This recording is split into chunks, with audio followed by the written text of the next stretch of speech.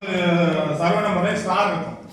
நான் வந்து டிஎன்ஜிஎஸ் வெப்சைட்ல இருந்து எடுத்தேன். இந்த வெப்சைட்ல இருக்க தகவல் கூட அந்த தேவஸ்தானத்துல இல்லையாங்கிற எனக்கு சந்தேகமா இருக்கு. அதனால முறையா வந்து எனக்கு வந்து தெளிவான பதிலும் எனக்கு முறையான சங்கத்துக்கு பணமும் சீக்கிரம் வரணும்னு கேட்டுக்கிறேன் மேடம்.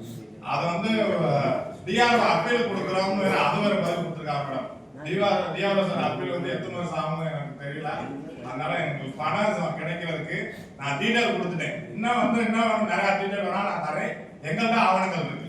அதனால விரைவா அந்த நடவடிக்கை எடுக்கணும்னா மூணாவது படிக்க அதுல அந்த இதுல பாருங்க மேடம், இந்த சிமெண்ட் வாய்க்கால் வந்து சிமெண்ட் கலர்ல இருக்க பூரா வாய்க்கால், அதுக்கு வந்து நாங்க வந்து ஹைகோர்ட்ல ஆர்டர் வாங்கியிருக்கோம்.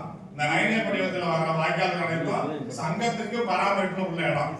அதை வந்து முறையா வந்து விரைவா வந்து செஞ்சு கொடுக்கணும்னு கேட்கிறோம் மேடம். அளந்து முடிச்சுட்டா நாங்க எடுத்துக்கோம் மேடம். அடுத்த நாலாவது கோரிக்கை, இந்த மீன் வளத்துறை மேம்பாட்டு இருந்து உங்கள்கிட்ட ஒரு கோரிக்கை வச்ச மேடம். இந்த எம்ஐ டேங்க்லாம் ஏலம் போடுறது மீன் வளத்துறை மூலமா ரேட் வாங்குறாங்க. ஆனா இது வரைக்கும் ரேட் வாங்கல, ஏலம் நடத்திட்டு இருக்காங்க.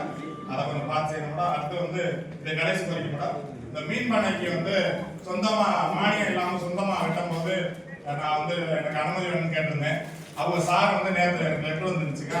அதுல வந்து ஆன்லைன்ல அப்ளிகேஷன் போடணும் அப்படின்னாங்க. நான் ஆன்லைன்ல போய் பார்த்து அதுல விதி இப்போ 44 பிரகாரம் நீங்க அப்ளிகேஷன் போடணும்னு சொல்றாங்க. ஆனா அந்த விதி 44 எனக்கு செட் ஆகாது மேடம்.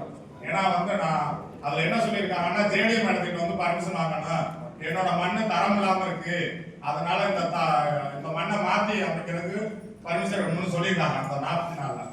ஆனா என்னோட இந்த முடிச்சது கடைசி என்னோட மண்ணு இந்த வருஷம் ஐசிஆரோட தேசிய விருதுக்கு என்னோட விவசாய முறை மீன் வளர்ப்புல நெல் சாகுபடி அதுல வந்து கார்பன் கண்டென்ட் வந்து அதிகப்படுத்தணும். இருக்கிறதுல அதிகமா கார்பன் கண்டென்ட் உருவாக்கி 10 வருஷத்துல அதுக்கு தேசிய விருதுக்கு போயிருக்கு.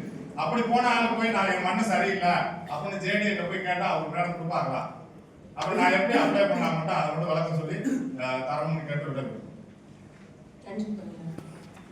திரு சொக்கலிங்கம் போற்றக்கூடிய அதிகாரி